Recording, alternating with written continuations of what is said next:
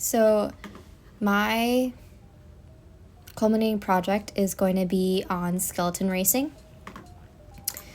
We'll go over to the sports analysis. So skeleton racing is a sport that involves an athlete that runs about 40 to 50 meters with a small sled, and then they dive headfirst onto an icy track with speeds going up to 80 miles per hour.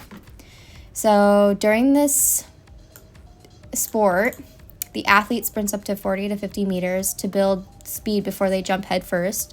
So that's going to be in the sagittal plane. Then the whole race depends on how much speed the athlete puts into that push-off, the sprint. While the sled is on the track, the athlete steers the sled by shifting their body weight. And their main goal while they're on the sled is to have a low profile. But during the push-off phase, they want to build as much speed, as much power, as much explosive energy as they possibly can. The energy system that they're going to mainly be using is the phosphagen system. It requires an explosive start for 10 seconds. So that's the push-off phase. And that's, like I said, this is what determines the race outcomes. And then I would believe that the secondary energy system is fast glycolysis, because an athlete needs to maintain muscular tension in order to steer the sled during the descent. And that's going to be in the frontal and transverse plane. But yeah, the major energy system is definitely going to be phosphagen, high intensity, high output, get that sled going. Muscles that are going to be involved during the push-up phase is going to be heavy in the hip flexors, hip extensors, calves, rectus abdominalis, obliques, deltoids, traps, and biceps. And then during the descent, it's going to be mainly core to remain that stability, as the G-force is going to be impacting their race. But also to steer, they're going to be shifting their weight using their trapezius, rhomboids, deltoids, glutes, and hamstrings. Going on into the ramp protocol, which is raise, activate, mobilize, and potentiate. We're going to start off with raise, and we're going to get their blood pumping with a jog on a treadmill for up to 5 minutes. Usually these are outside places with the track. It's mainly uphill, so they could run uphill if they want, but I think it would just be easier to have them on a treadmill for 5 minutes and then get their blood pumping, get them going, because they're in a cold environment. We don't want their muscles to be viscous. We want them to be malleable, adaptable, and we want them to be ready for any injury, because they do be smashing into these walls sometimes. We don't want them to snap or break. We want them to be okay. All right, so next is going to be the activate and mobilize. So we're going to have them do caterpillars, five of them down the line. The major muscles that we're using, as described before, is the hamstrings, so we definitely want to get them running and get them going. And then we want them activated in stretches. And then we're going to be doing horizontal leg swings, 10 swings on each side. So both 10 on the lateral and then 10 on the horizontal. We are very much heavily in the hip, so that's why we are going to have them focus a lot on the hip, getting them loose and ready to go. And then we're going to go and do the seated arm swings. So you sit on the ground and you pump your arms while seated, trying to get your bottom off the ground. We'll do it 50 seconds, then break for 50 seconds, and then go back for 15 seconds again. We'll do that 30 times. And the reason for this is because in the start, the push-off, they need to pump their arm. Well, they actually only have one arm, but they do need to have that momentum for the top half of their body. So they're going to be using that to increase their speed, increase their power. So we'll do that to get them ready for that kind of speed and work. And then the last thing we'll do is the world's greatest stretch, which is a lunge and twist, 5 on each leg. This is just to get their core kind of ready, even though their core isn't the main thing that's happening right here. It is going to have that G-force on them. It is going to be helpful with the stability, especially being on the ice. We want to get that done while we're also stretching the legs again. So legs are incredibly powerful in the sport. Then we're moving on to potentiate, which we are starting off with a weighted sled. It's going to be lightweight, not heavy.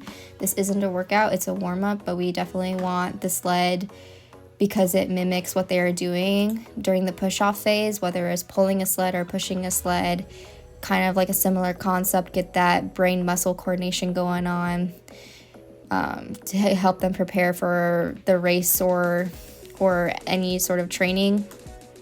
And then they are going to be doing sprint buildups with reaction components. So they're going to be with the 3-point stance. We'll have them start with 30 to 60% of their speed, have them react to a go or some type of stimulus. Then we'll work up on increasing that speed and power through explosive movements of increments. So we'll go from 30 to 60, 60 to 70, 80 to 90, and this will help them get ready for the race or training. The testing battery we are going to be using is, this is what we're going to be using to test the athletes. And what I've decided that we are going to be testing with is a 30-meter sprint test, a vertical jump test, a sit and reach, standing long jump, and reaction time test. So for the 30-meter sprint test, it's going to be anaerobic power and speed, which if we measure the spring acceleration and maximal speed.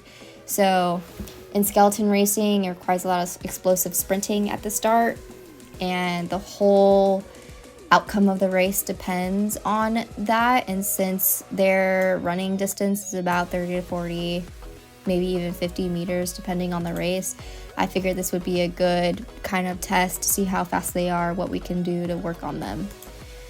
Then we're going to do the vertical jump test. Even though there isn't a whole bunch of vertical movement in the sport, it's still a good power assessment to get to an understanding of their lower body explosive strength. In skeleton racing, there's a higher vertical power. So having the more higher vertical power will help indicate a faster start when pushing the sled. Then the sit and reach, like I said in the beginning, this is very much all legs in this sport. And so identifying any flexibility measures of range, like we want to know their range of motion in the hamstrings and lower back, just so we can understand their kind of flexibility, because when it comes to gait patterns, having a larger gait pattern and being more able to have a fuller range of motion can help with speed, but also injury prevention. Standing long jump, it's a lower body power thing. It measures horizontal explosive power, and this does, like how the vertical jump didn't really have a lot of vertical, skeleton racing does have horizontal movements in the race. And so standing long jump, it's similar to vertical, measures explosive power, but this time in a horizontal plane. And in skeleton racing, it's very linear. It mimics that direction and is applicable to when we're going to push the sled. And then reaction time test, so neuromuscular performance assessment, specific sport.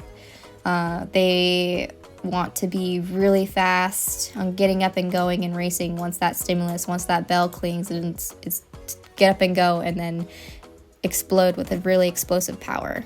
Moving on to resistance training workouts, we have our upper body, a core, and a lower body. So for our upper body, I put in push press. It builds explosive upper body power with shoulders and triceps and adds a lower body drive. So in skeleton racing, this will help generate force during that push-off phase. So especially the lower body drive, we definitely want their feet to push into that ground, but I'll get into that a little bit later on. Core, we're going to do a plank. It trains the core to hold a strong brace position, and I kind of connected this to the sled because while you're on the sled, you want to, be strong, brace the position with all that G-force that's impacting you. It improves aerodynamic positioning and prevents injuries, and the exercise resembles the prone position you would be on when you're on the sled. And then lower body is going to be a power clean. There's explosive movement, involves triple extension of the knees, hips, and ankles, which mimics kind of like the running. When you're running, you're doing a lot of triple extension of all three. And so, although it's a full body movement, it does help with applying force really quickly. Now the SAQ, so speed, agility, and quickness, we are going to be doing a resisted sprint start. So the sled push-off in the beginning of the skeleton race is the most important part of the race. I cannot emphasize how important that is. It involves explosive power. This resistant sprint improves power and stride force, and using a light sled or a resistance like a back while performing sprints. It helps focus on the forward lead and increases power. With this overload sprint mechanics, you can enhance the acceleration phase of the push-off. And then we're going to be doing a 3-point stand sprint for 30 meters. So once again, 30 meters is about how far they're going to be running. And this is more agility, so they respond to that stimulus to improve their technique of speed and start, of like how fast they're going to get up. It also helps improve explosive sprint starts, which is useful to push the sled. They start in a similar position of like kind of like that 3 stance. So, and not only that, but they have to hold on to the sled while they're running. So they're in that kind of crouched position for a bit. And the 3-point stance focuses on a low center of gravity, fast turnover, and arm drive, which in return helps with acceleration in the linear sprinting. Moving on to plyometrics, we have a single arm bound and an alternative leg push-off. So the single arm bound is a drill that is powerful and mimics the sagittal running during the push-off phase of the race. Speed is largely determined by running gait and also the frequency of when you put your feet on the ground. This drill will emphasize larger gait pattern and a powerful push-off once the athlete foot touches the ground. And it also includes the arm for the moving the upper body while running. Then the alternate leg push-off, when skeleton racers sprint, their legs are pushing into the ice. Because of their terrain, it's really important to emphasize the push into the ground. If they don't push into the ground, their feet can slide outward or inward or wherever they need when they want to propel their body forward and not have their lower body slide everywhere. The alternating leg push-off drills focus on the driving force into the ground with your knees, and that is exactly what we want with the powerful pop-up into that sprint. Last but not least, we are going into our Olympic lifts section. So we have 2 of them. We have the power clean, and we also have a single arm dumbbell snatch. So with the power clean, it is a whole body. It activates the ankles, knees, hips, quads, and arms. It's one giant, big, coordinated movement. So from lifting the bar up with your hips, and then you lift the bar up with your arms, is one giant, coordinated movement. It mimics the movements of the push-off phase with the triple extension, and it will help with pushing your body weight into the ground. So you push your body forward rather than your foot sliding underneath. And then the single arm dumbbell snatch, it utilizes a unilateral loading of your body produces explosive forces while needing to stabilize. And this is very similar to in the race when the racer needs to push off of the ice while remaining stabilized, and they are holding onto the sled with one hand while the other arm is pumping. So it's definitely a unilateral, one-sided kind of sprinting until they reach over and put their other arm onto the sled, and then it's just the legs, and then they jump on. So that's why single arm dumbbell seems like a really good idea to keep that single arm strength and to help with their pump and to help with stability. But yeah, since the skeleton racer only has one arm to pump, this drill will enhance the power needed for intense running to propel their upper body.